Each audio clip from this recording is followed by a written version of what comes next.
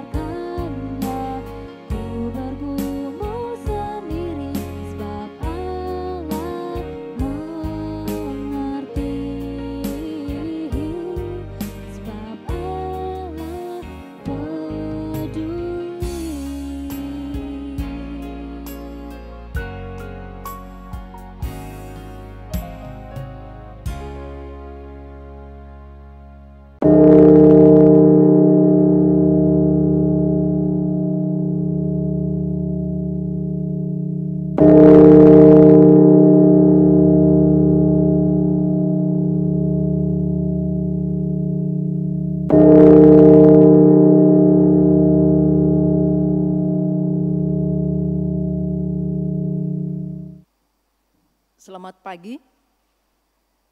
Ibadah online GKI Sarua Indah pada pagi hari ini, Minggu 18 Oktober 2020, dilayani oleh Saudara Christian Dewantara, SSI Teol, calon pendeta GKI Sarua Indah, dengan tema mengelola kekuasaan dalam keluarga.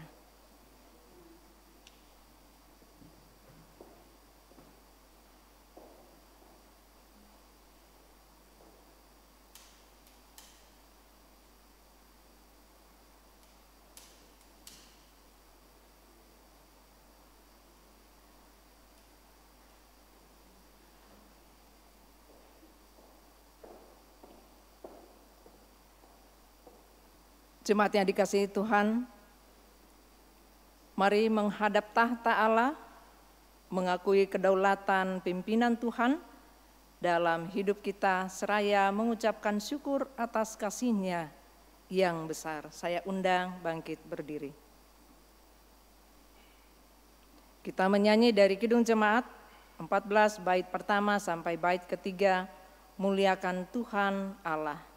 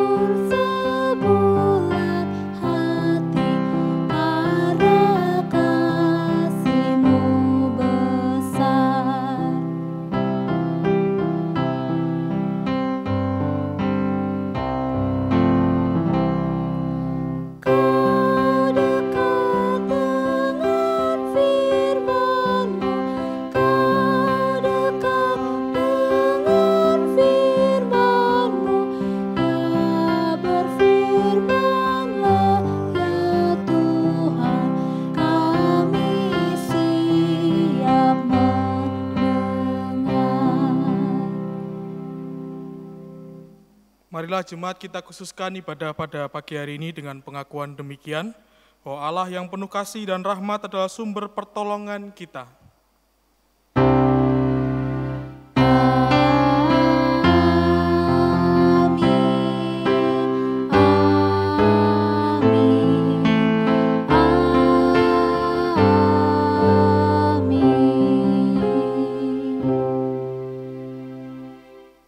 Damai sejahtera Allah menyertai saudara.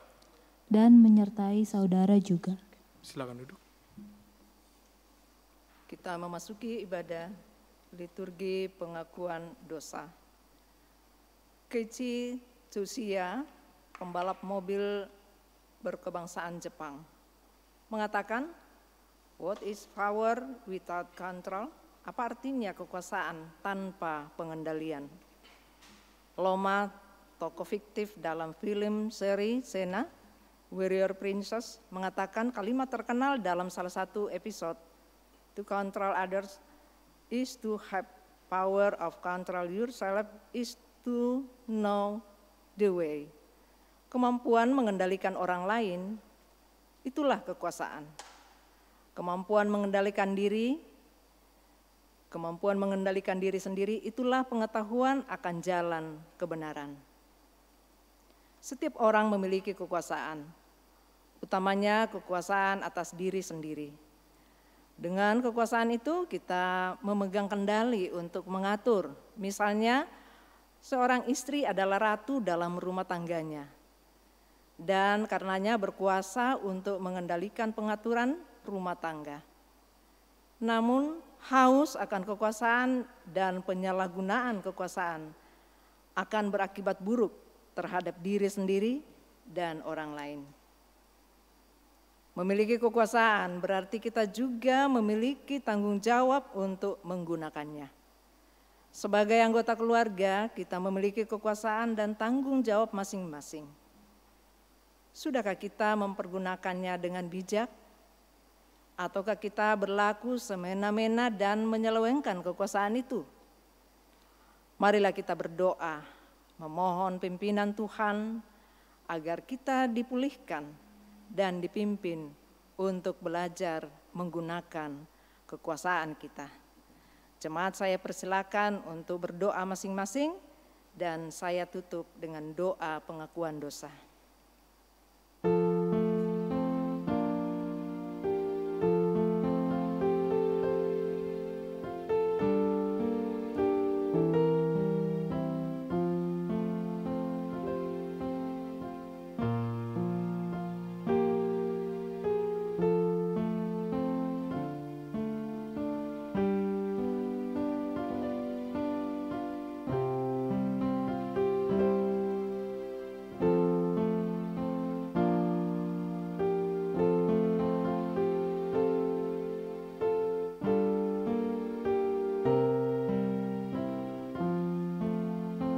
Bapa kami di surga, di dalam segala keterbatasan kami,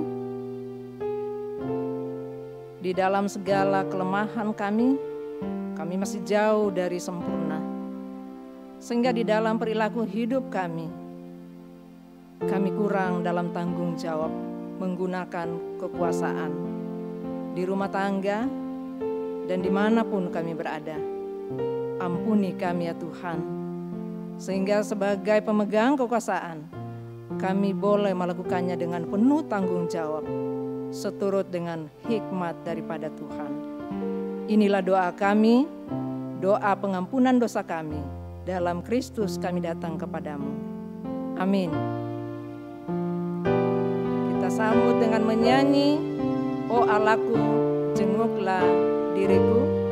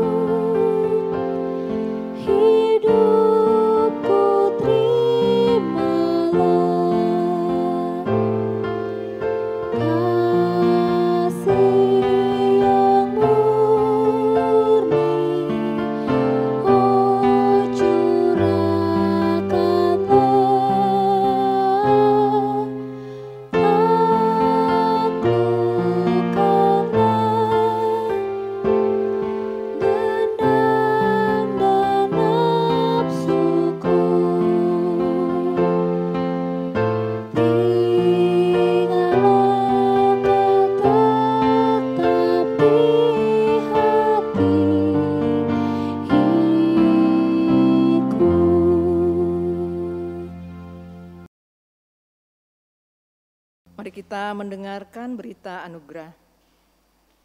Bagi kita yang tersesat dalam penggunaan kekuasaan, Tuhan Gembala kita berkenan memimpin kita untuk kembali ke jalan yang benar. Sebagaimana firman Tuhan dalam 1 Petrus pasal 2 ayat 25 tertulis demikian.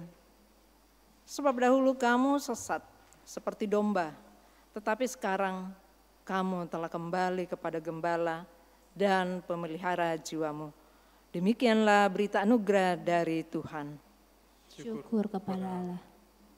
Mari kita sambut dengan menyanyi dari Kidung Jemaat 415, bait pertama sampai baitnya yang kedua, Gembala Baik Bersuling Nan Merdu.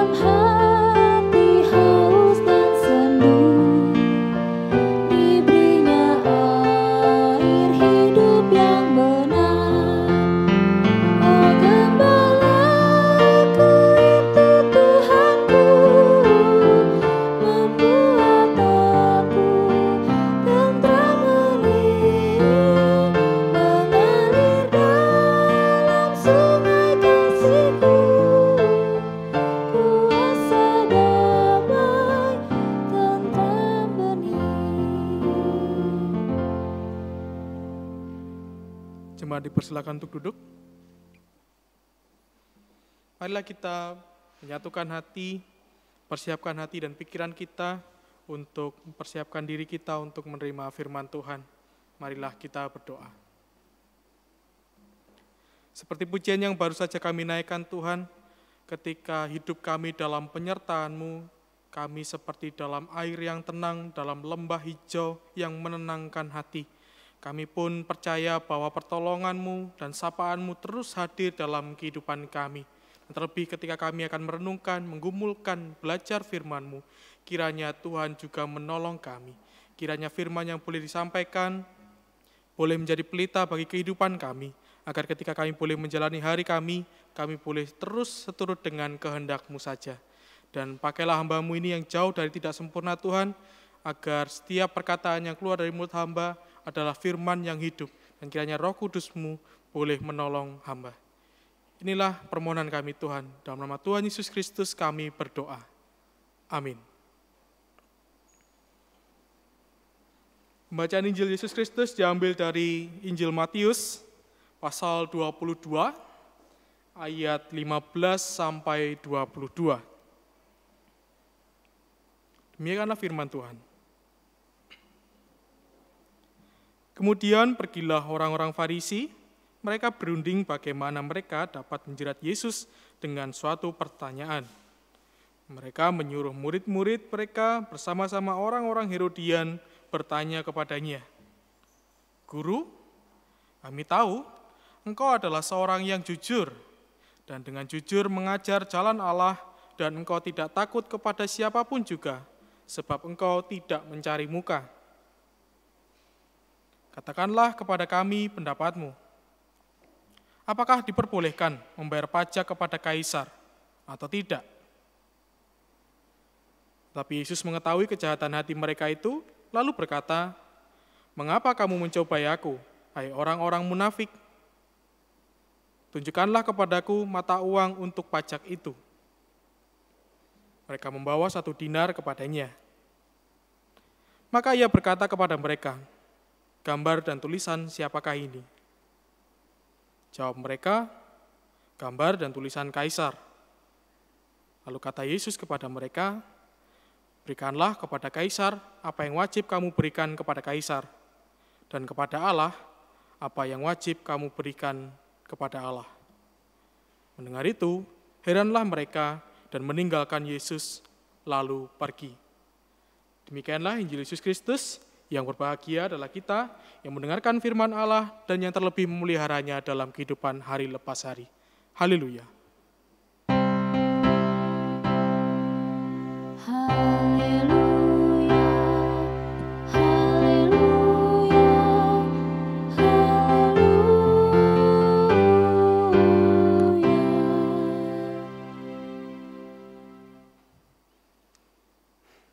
Berbicara hak dan kewajiban itu menjadi sebuah hal yang tampaknya tidak pernah berakhir gitu ya. Berbicara hak dan pemenuhan kewajiban itu selalu menjadi perdebatan yang menarik antara kedua pihak yang saling berkaitan. Nah, pertanyaannya, masalahnya kita ini tanpa disadari dan yang perlu kita gumulkan adalah seringkali kita lebih suka menuntut hak daripada mengerjakan kewajiban.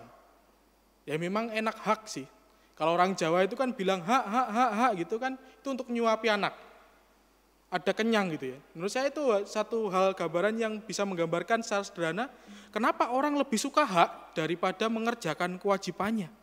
Dan lebih lagi kalau misal orang lain ketika tidak melakukan kewajibannya, tapi menuding juga orang lain tidak mengerjakan kewajiban. Ketika ada seseorang yang tidak mengerjakan kewajiban, tapi menuntut orang lain untuk mengerjakan kewajibannya. Tapi sudah menuding, menuntut hak. Repot. Ketika kita bertemu dengan kelompok orang seperti ini, atau bertemu dengan pribadi seperti ini, tentu kita akan pusing. Seperti yang kita lihat beberapa waktu terakhir ini di televisi gitu ya.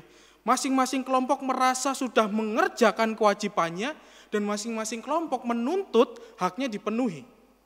Saya sedang tidak berbicara mana yang benar, mana yang salah, tidak. Tapi marilah kita menggumuli dan melihat kembali, apa ketika kita menuntut hak kita, kita sudah dengan sadar, dengan sepenuh hati, sudah mengerjakan kewajiban kita. Nah, orang Farisi dan Herodian ini seperti itu. Mereka ini sedang berupaya untuk memenuhi hak mereka yang tersandra oleh kehadiran Tuhan Yesus Kristus. Kenapa saya mengatakan tersandra? Nah, orang Farisi ini kan dikenal sebagai orang yang ingin dianggap saleh, ingin diterima sebagai kelompok utama dalam kehidupan beragama. Mereka ini ingin mendapat penghargaan karena dipandang saleh, lalu mereka ingin mendapatkan penghormatan-penghormatan di sinagog ataupun di dalam masyarakat karena mereka benar di hadapan agama. Nah, kelompok kedua, kelompok Herodian. Dari namanya saja kita sudah pasti tahu dan bisa menebak siapa mereka. Yaitu orang-orang yang punya loyalitas luar biasa kepada Herodes. Nah, tentu saja motifnya sudah jelas, yaitu motif politik. Kita bisa membayangkan gitu ya, Tuhan Yesus ini kehadirannya ini mengganggu dua hal ini secara khusus gitu. Walaupun ada juga banyak hal yang didobrak oleh Tuhan Yesus dalam karya pelayanannya. Dia mendobrak setidaknya dalam konteks bacaan kita ini dua hal ini, yaitu kehidupan beragama dan juga tentang politik. Sebagai Mesias tentu Tuhan akan dilihat banyak orang sebagai pribadi yang benar di hadapan Allah, sekaligus menjadi pemimpin mereka. Sekaligus mampu memimpin mereka untuk ke jalan yang lebih baik lagi. Nah, tentu dua hal ini tidak ingin lepas dari kelompok Farisi dan Herodian. Nah, akhirnya lah mereka bersiasat, bersepakat, merencanakan sebuah pertanyaan yang bagi Tuhan Yesus sebenarnya maju kena, mundur kena gitu. Nah, kalau Tuhan menjawab tidak boleh misalnya, ketika dipertanyakan apakah boleh membayar pajak kepada kaisar, tentu konsekuensinya akan jelas. Orang-orang Herodian akan berteriak, dia menentang kaisar. Dia ingin mengkudeta kaisar, mungkin saja akan menjadi seperti itu. Kalau saja pertanyaannya, dalam pertanyaan ini Tuhan menjawab, ya tentu boleh saja kamu bayar, dan mungkin malah menjawab, harus kamu bayar pajaknya. Nah, pasti akan menjadi pergolakan selanjutnya adalah dia dipertanyakan apakah dia benar Mesias. Karena Mesias itu terlalu juga berbicara tentang strata kepemimpinan. Kalau Tuhan Yesus mengatakan boleh, berarti dia ada di bawah kaisar. Itu menjadi sebuah hal yang akan dipakai oleh orang Farisi ini untuk menyerang Tuhan Yesus. Nah, dia mah di bawah kaisar. Sudah enggak usah didengarkan lagi. Sudah tidak usah diperdulikan lagi. Sebuah pertanyaan jebakan yang menurut saya ngeri-ngeri sedap ini sebenarnya. Apalagi tentu mereka bertanya di depan banyak orang, tidak mungkin bertanya di ruang tertutup. Karena memang pada dasarnya mereka ingin mempermalukan Tuhan. Nah, ini saja mereka salah bertanya kepada Tuhan sendiri yang punya hikmat tentunya. Apa yang diinginkan mereka tidak muncul dari jawaban Tuhan. Bahkan dalam ayat 21 itu yang menarik. John Albert Brodus itu dalam bukunya Commentary of Matthew mengatakan demikian. Maksudnya dalam ayat 21 ini, apa yang didapat dari kaisar ya bayarlah kepada kaisar. John Brodus mengatakan ini sebagai sebuah penafsiran dan juga melihat bahwa Tuhan ingin mengatakan itu. Lah kamu dapat duit itu dari mana? Koin dinar itu dapat dari mana? Dari kaisar, ya sudah kembalikan. Nah, kalau statementnya demikian, ini akan juga membawa konsekuensi yang besar kepada statement yang ada dalam ayat 21. Yaitu, dan kepada Allah, apa yang wajib kamu berikan kepada Allah. Kalau kita saja diwajibkan untuk memberikan sesuatu yang didapat dari kaisar, kalau dalam masa sekarang adalah pajak misalnya, lalu bagaimana apa yang kita berikan kepada Allah? Kalau kita saja taat bayar pajak kepada pemerintah kita, apa yang kita berikan kepada Tuhan? Yang bahkan, kalau kita mau list gitu ya, mungkin butuh berapa ribu lembar terhadap apapun yang Tuhan berikan kepada kita. Tidak hanya sekedar uang atau rezeki. Tuhan memberikan segalanya. Tuhan memberikan segala sesuatu yang kita butuhkan. Tuhan memberikan segala sesuatu yang memang bisa menolong kehidupan kita. Nah, ini yang seringkali terlewatkan. Kita lebih fokus kepada hal yang terlihat oleh mata, tapi lupa tanggung jawab kita sebagai orang-orang yang sudah diberkati. Nah, kalau kita mengkaitkan dalam konteks tema kita, yaitu mengelola kekuasaan dalam keluarga. Apa yang mau kita persembahkan, apa yang kita mau berikan kepada Allah, terkhusus juga berkaitan dengan kewenangan atau kekuasaan dalam keluarga. Beberapa yang tahun lalu ada sebuah sitkom yang bagi saya menarik gitu ya untuk direnungkan dalam firman ini, yaitu sitkom yang mengisahkan ceritanya suami-suami takut istri. Mungkin Bapak Ibu Saudara pernah menonton sitkom ini. Sitkom ini kan menarik, secara jenaka, secara lucu, secara ringan, ingin menggambarkan bahwa para suami ini seringkalinya mau menang sendiri. Para suaminya digambarkan ingin menguasai segala hal. Tetapi ketika pulang ke rumah, mereka takut setengah mati dengan istrinya. Nah, sitkom ini menurut saya secara jenaka ingin menggambarkan diri kita, bahwa seringkali bahwa kita lebih fokus, lebih kenceng ngomongnya kalau berbicara tentang hak. Ya karena aku punya ini, aku harus begini. Karena aku punya kekuasaan ini, aku harus melakukan ini. Tapi lupa dengan kewajiban-kewajiban terhadap keluarga. Begitu pula gambaran para istri yang digambarkan sangat berkuasa gitu di rumah ya. Digambarkan mereka ini bisa dengan tidak segan-segan menekan para suaminya, bahkan anak-anaknya pun pada tunduk takut begitu. Lalu apakah keluarga kita seperti itu? Masing-masing karena merasa punya hak, punya kewenangan, lalu hanya peduli dengan diri kita masing-masing. Saya sebagai seorang anak, karena saya belum menikah Bapak Ibu Saudara, ya contohnya saya sederhana sebagai anak. Ketika dulu sekolah, menuntut gitu ya, biar sekolahnya dibayar tidak nunggak gitu misalnya, atau biar sekolah di tempat yang terbaik. Nah setelah dapat sekolah yang terbaik apa? Apakah para anak menyadari kalau ketika ke sekolah mereka sudah diupayakan oleh orang tua dengan sebaik mungkin, lalu apa tanggung jawab anak? Apa kewenangan anak? Ya belajar, mengupayakan yang terbaik. Tentu tidak harus menjadi ranking 1 terus, bukan.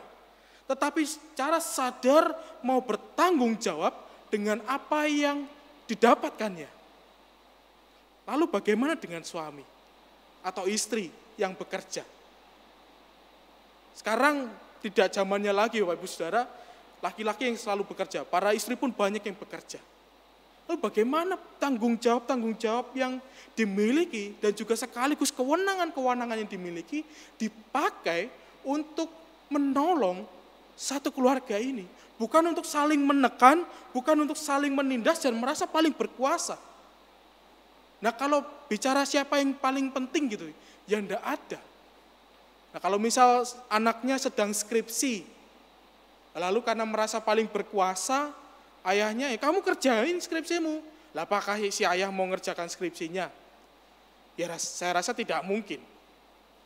Begitu juga ketika anak ingin meminta sesuatu misal, lalu ayahnya belum punya uang, ibunya belum punya uang, apakah dengan secara frontal ingin meminta sesuatu dengan memaksa? Karena anak harus dipenuhi kebutuhannya oleh orang tua.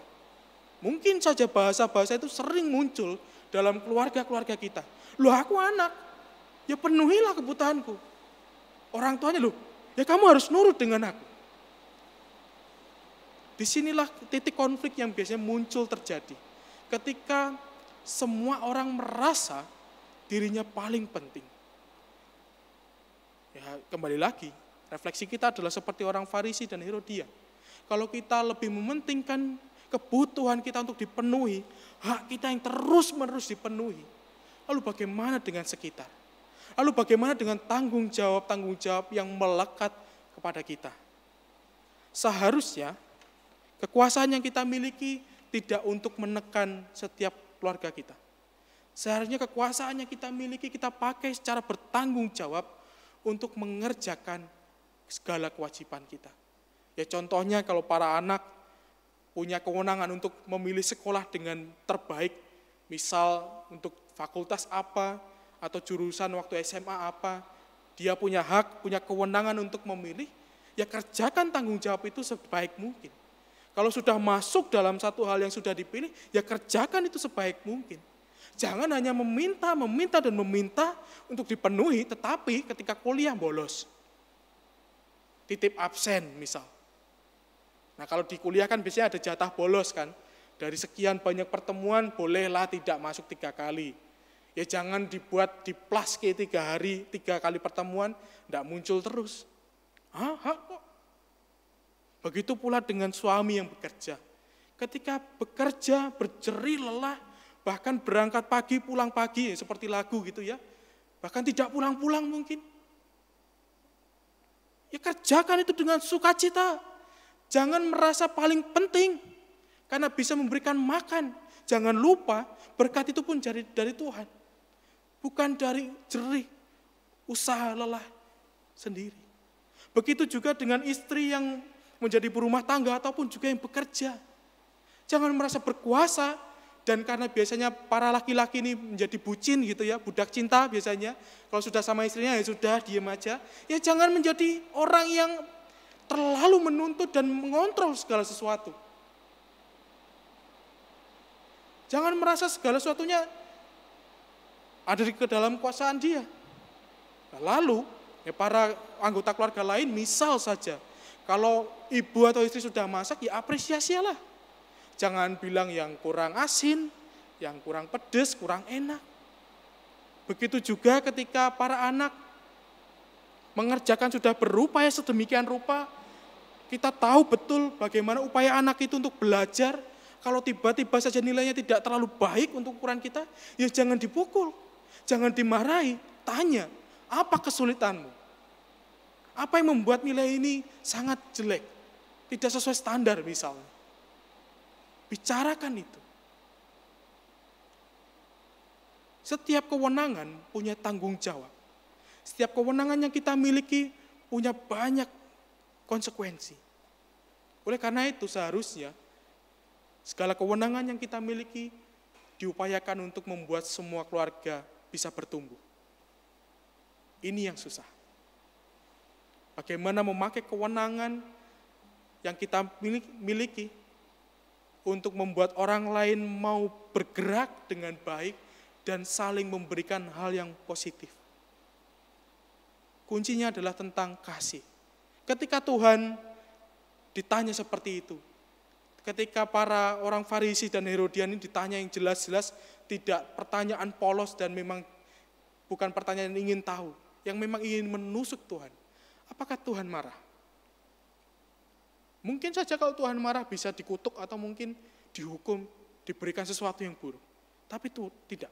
Tuhan tidak melakukan itu. Dia dengan kasih menjawab. Bahkan bertanya, mengapa kamu mencobai aku? Hai orang-orang munafik. Dia bertanya, dia melayani. Pertanyaan mereka yang sudah jelas-jelas sebenarnya ingin membuat Tuhan tergelincir dalam karya pelayanannya. Oleh karena itu kita harus menyadari bahwa dalam minggu kemarin kita sudah berbicara keluarga yang sehati. Kita juga diajak untuk mengerjakan segala kewajiban dan tanggung jawab kita juga penuh dengan kasih. Kita melakukannya dengan ketulusan hati, dengan segala daya energi yang kita punya. Saya menggambarkannya memberikan energi yang sepenuhnya itu seperti ini Bapak Ibu. Apakah Bapak Ibu pernah punya pengalaman kalau punya pasta gigi sudah mau habis gitu ya, itu kan dilinting-linting gitu ya, digulung-gulung, terus dipletet gitu kan, dipletet itu apa ya bahasa Indonesia, dipencet sampai benar-benar habis, bahkan dibentur ke tembok, sampai benar-benar di dalamnya itu habis pasta giginya, bahkan mungkin digunting. Nah, menurut saya, memberikan sepenuh hati seperti itu. Ketika segala daya upaya kita sampai titik darah penghabisan, berikan yang terbaik untuk keluarga kita. Berikanlah motivasi, berikanlah perkataan yang membangun, berikanlah sukacita yang benar-benar tulus kepada setiap anggota keluarga kita. Bukan hanya sekedar menuntut, dan menuntut. Marilah kita menggeser fokus kita. Bukan hanya berbicara tentang hak. Tapi mari kita belajar untuk menyadari apa sih kewajiban kita di dalam keluarga kita. Dan biarlah ketika kita menyadari itu, kita mampu menjawab dan merespon perkataan Tuhan. Dan apa kepada Allah, apa yang wajib kamu berikan kepada Allah. Tuhan berkati.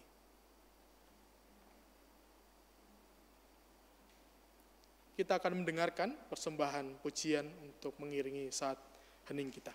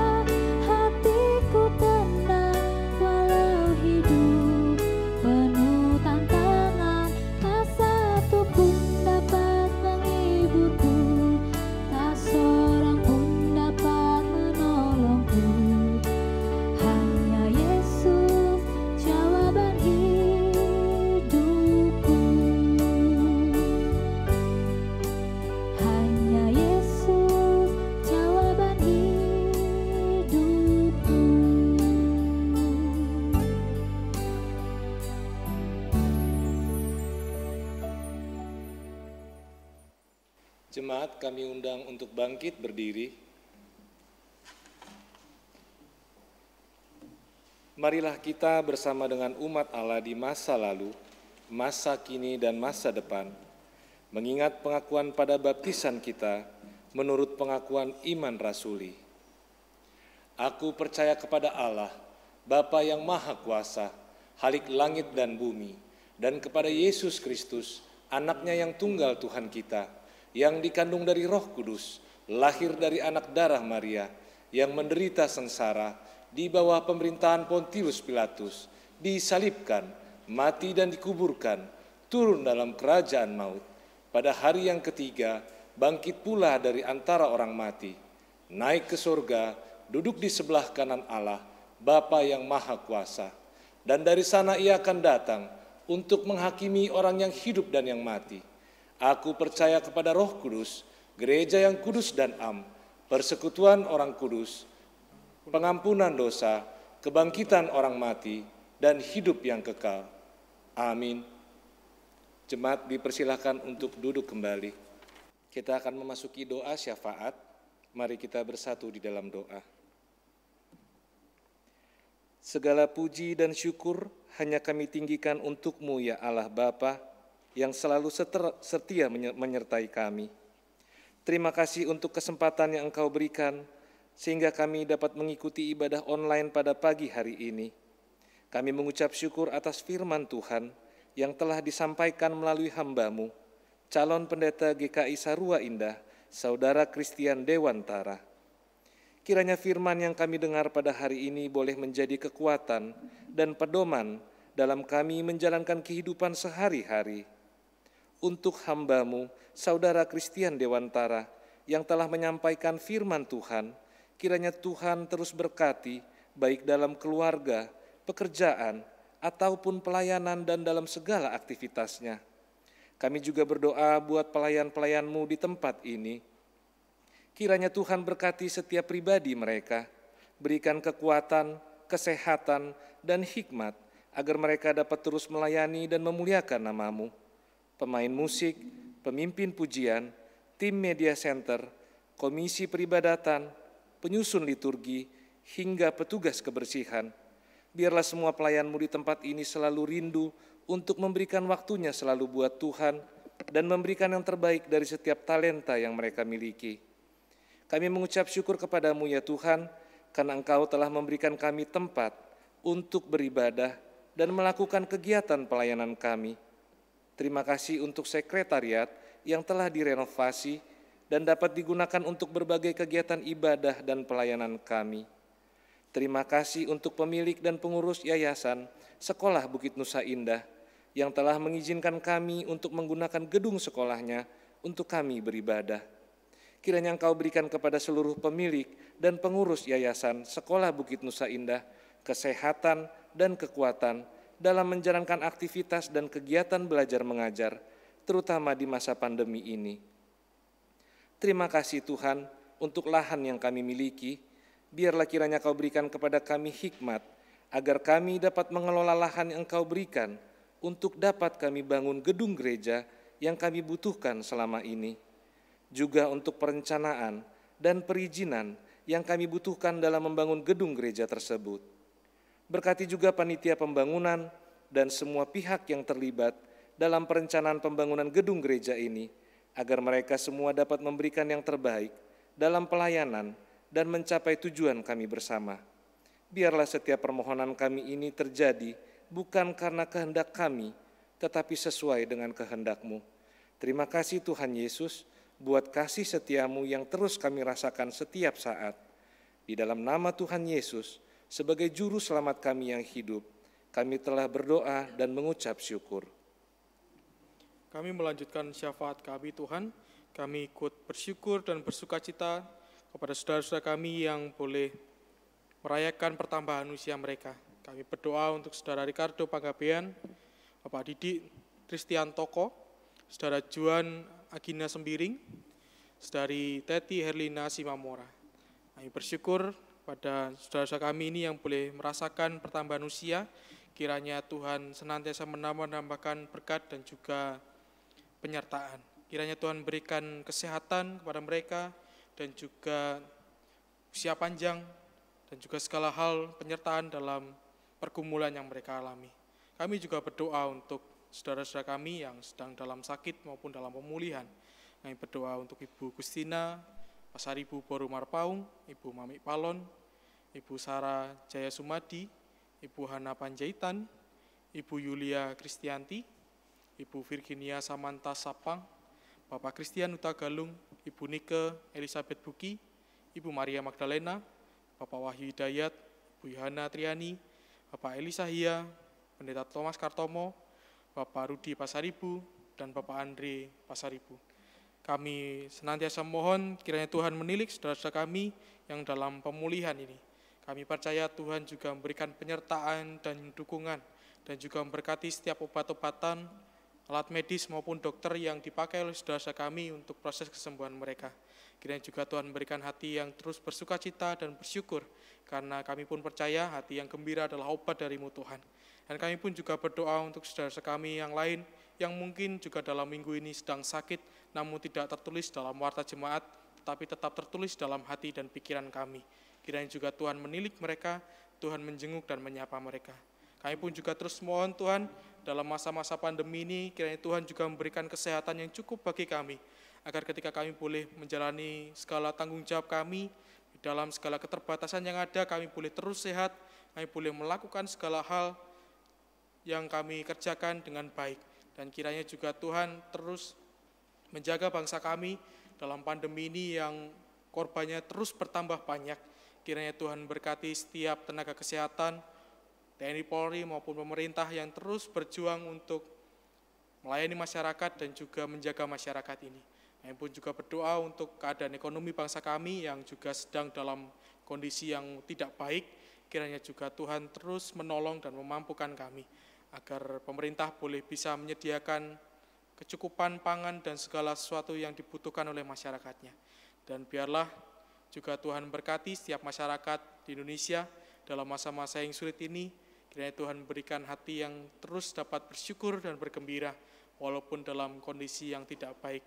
Kami juga berdoa untuk keberadaan GKI Sarwa Indah, kiranya Tuhan memakai kami untuk pelayanan keluar, tidak hanya fokus kepada diri kami sendiri.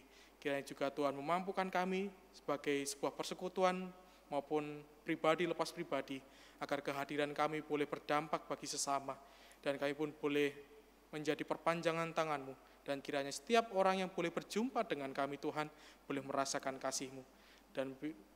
Dan kami pun juga berdoa, kiranya dalam setiap keluarga yang ada dalam GKI Sarwa Indah, kiranya juga Tuhan memberikan kasih, karunia, dan juga penyertaan dan bimbingan, agar setiap keluarga yang ada di GKI Sarwa Indah boleh merasakan bahwa tuntunan dari Tuhan adalah satu-satunya yang kami butuhkan.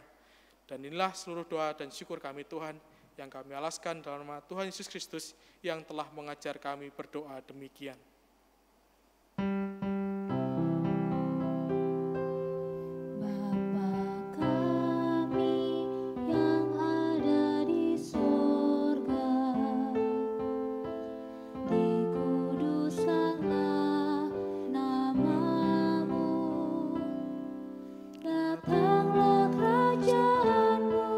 Jadilah kehendak-Mu di bumi seperti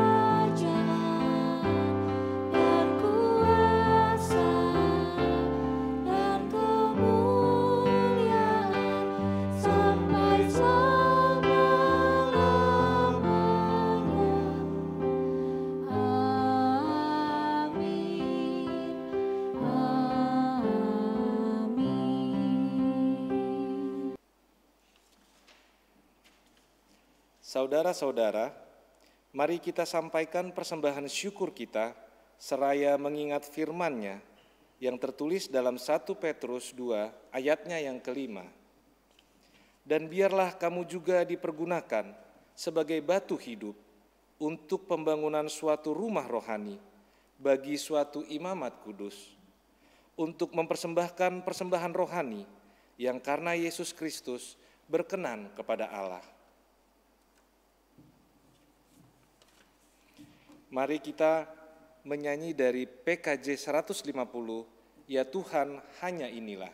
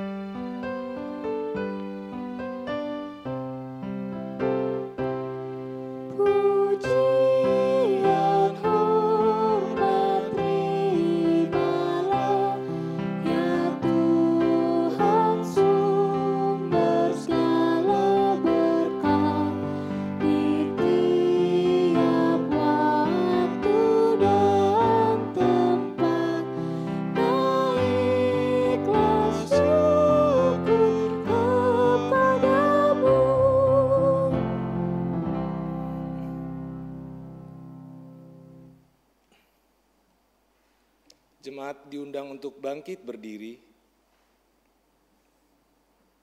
Mari kita bersatu di dalam doa. Segala ungkapan syukur kami naikkan hanya kepadamu Bapa di sorga, oleh karena kasih dan penyertaan-Mu, boleh kami terima dan nikmati hingga saat ini. Kami tahu dan kami menyadari ya Tuhan, bahwa setiap berkat yang kami terima dalam kehidupan kami, itu semua berasal daripada-Mu saja ya Bapa. Oleh karena itu kami mohon kepada-Mu, memberikan kami kesempatan untuk mengembalikan berkat yang telah Kau berikan kepada kami, melalui persembahan kami, pelayanan kami, dan hidup kehidupan kami. Bapa di surga, kami telah mempersembahkan bagian dari apa yang kami punya. Kiranya Engkau memberkati tangan-tangan yang telah memberi menurut kerelaan hati kami. Kiranya Engkau juga memberkati persembahan ini, agar persembahan ini dapat menjadi persembahan yang harum bagi hormat dan kemuliaan nama-Mu. Dan kiranya persembahan ini dapat berguna untuk pelayanan dan pekerjaan Tuhan di tempat ini, sehingga hanya nama-Mu saja yang dipuji dan dimuliakan. Kami berdoa di dalam nama Tuhan Yesus Kristus. Amin.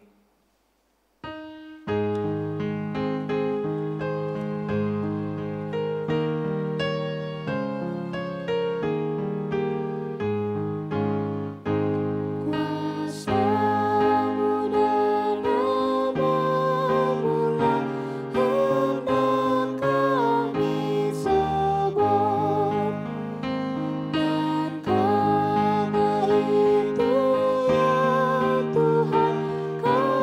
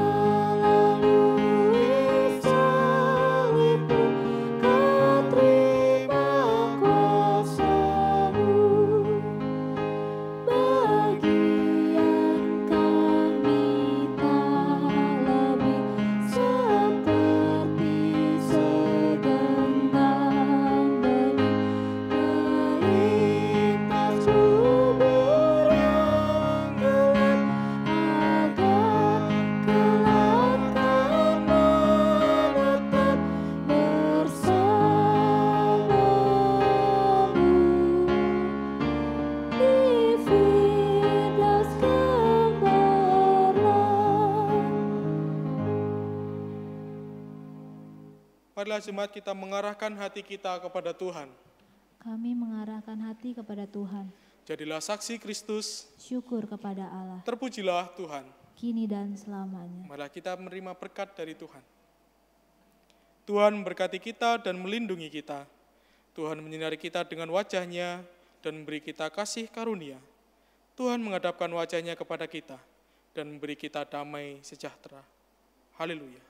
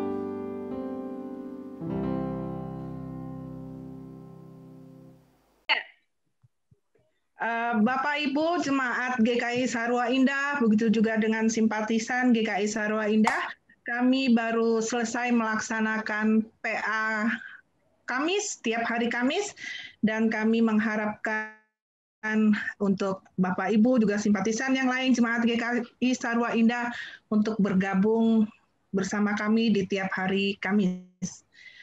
Selamat hari Minggu. Selamat hari Minggu.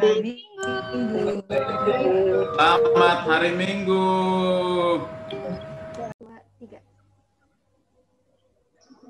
Teman-teman, jangan lupa ya untuk ikut ibadah persekutuan bersama Komisi Remaja GKI Sarwa Indah setiap hari Minggu jam 6 sore melalui Zoom.